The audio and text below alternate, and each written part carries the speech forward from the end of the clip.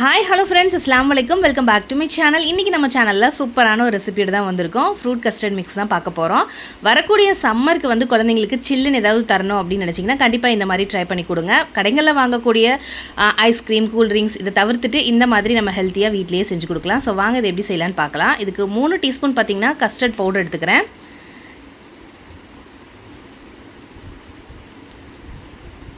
இந்த fruit custard வந்து பார்த்திங்கன்னா குழந்தைங்களுக்கு ரொம்ப பிடிக்கும். ஐஸ்கிரீமுக்கு ஈக்குவலான டேஸ்ட் கொடுக்கும். கண்டிப்பாக இந்த மாதிரி ட்ரை பண்ணி பாருங்கள். நான் தண்ணி விட்டு கொஞ்சமாக கட்டி இல்லாமல் இதை கரைச்சி வச்சுக்கிறேன். நம்ம எந்த அளவுக்கு பால் எடுக்கிறோமோ அந்தளவுக்கு கஸ்டர்ட் மிக்ஸ் எடுத்துக்கோங்க, அதாவது கஸ்டர்ட் பவுடர் எடுத்துக்கோங்க. கட்டி இல்லாமல் இந்த மாதிரி கரைச்சி எடுத்துக்கோங்க. நான் ஒரு 3/4 லிட்டர் பால் எடுத்திருக்கேன். பால் நல்லா சூடான உடனே நம்ம கரைச்சி வச்சுருக்கிற இதை வந்து ஆட் பண்ணிக்கலாம்.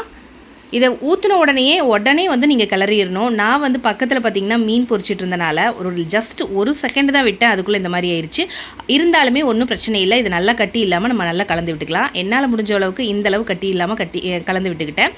ஒன்றும் பிரச்சனை இல்லை. ஃப்ரிட்ஜில் வச்சு சாப்பிடும்போது அது லிக்விடியாக மாறிடும். ஒயிட் சுகர் வந்து ஆட் பண்ணிக்கிறேன். சுகர் வந்து நல்லா கரையிற அளவுக்கு நல்லா கிளறி விட்டுக்கோங்க. அவ்வளோதான். இப்போ அடுப்பை ஆஃப் பண்ணிவிட்டு இதை வந்து வெயிட்டீஸில் விட்டுறலாம். அதாவது நல்லா கூல் ஆகட்டும். நீங்கள் இதை ஃப்ரிட்ஜில் வச்சு நல்லா சில்லுன்னு வந்து சாப்பிடலாம். ஸோ நான் இதை வந்து இன்னொரு பாத்திரத்துக்கு மாற்றிக்கிறேன். உங்களுக்கு அந்தளவுக்கு ஏதாவது லம்ஸ் அதிகமாக இருந்தால் கூட நீங்கள் வந்து மிக்சர் ஜாரில் போட்டு பிளண்ட் கூட பண்ணிக்கலாம். லம்ஸ் விழுந்துருச்சுன்னா முடிஞ்ச வரைக்கும் லம்ஸ் விழாமல் பார்த்துக்கோங்க. ஸோ நான் ஃப்ரூட்ஸ்க்கு வந்து இதெல்லாம் தான் எடுத்து வச்சுருக்கேன். மாதுளம்பழம், அதுக்கப்புறம் கொய்யாப்பழம், அதுக்கப்புறம் பார்த்திங்கன்னா grapes, green grapes, black grapes இந்த மாதிரி எடுத்து வச்சுருக்கேன். பனானா எடுத்து வச்சுருக்கேன். ஃப்ரிட்ஜில் வச்சுட்டு எடுத்துட்டேன். நல்லா சில்லுன்னு இருக்குது பாருங்கள். இந்த ஸ்டேஜில் நான் இதை வந்து கலந்துக்கிறேன்.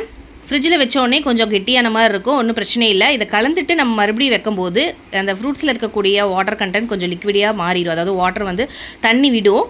அதுக்கப்புறம் பார்த்திங்கன்னா அது நல்லா சாப்பிட்றதுக்கு நல்லா சூப்பராக இருக்கும். நான் இதை வந்து நல்லா கலந்து விட்டுட்டு அதுக்கப்புறம் மில்க் மேட் இருக்கு இல்லையா, அதுவும் நான் ஆட் பண்ணியிருந்தேன்.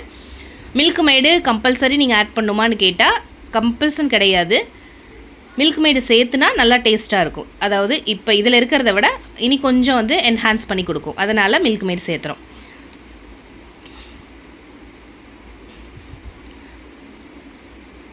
பாயாசமாக இருக்கட்டும், இந்த மாதிரி ஃப்ரூட் கஸ்டர்டாக இருக்கட்டும், எது செஞ்சிங்கனாலும் மில்க் மேட் கொஞ்சமாக சேர்த்திக்கோங்க.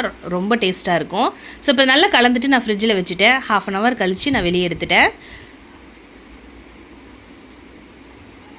சூப்பரான ஃப்ரூட் கஸ்டர்ட் மிக்ஸ் வந்து ரெடி ஆயிடுச்சு. இது குழந்தைங்களுக்கு நல்லா சில்லுன்னு நம்ம வந்து இதை பரிமாறலாம்.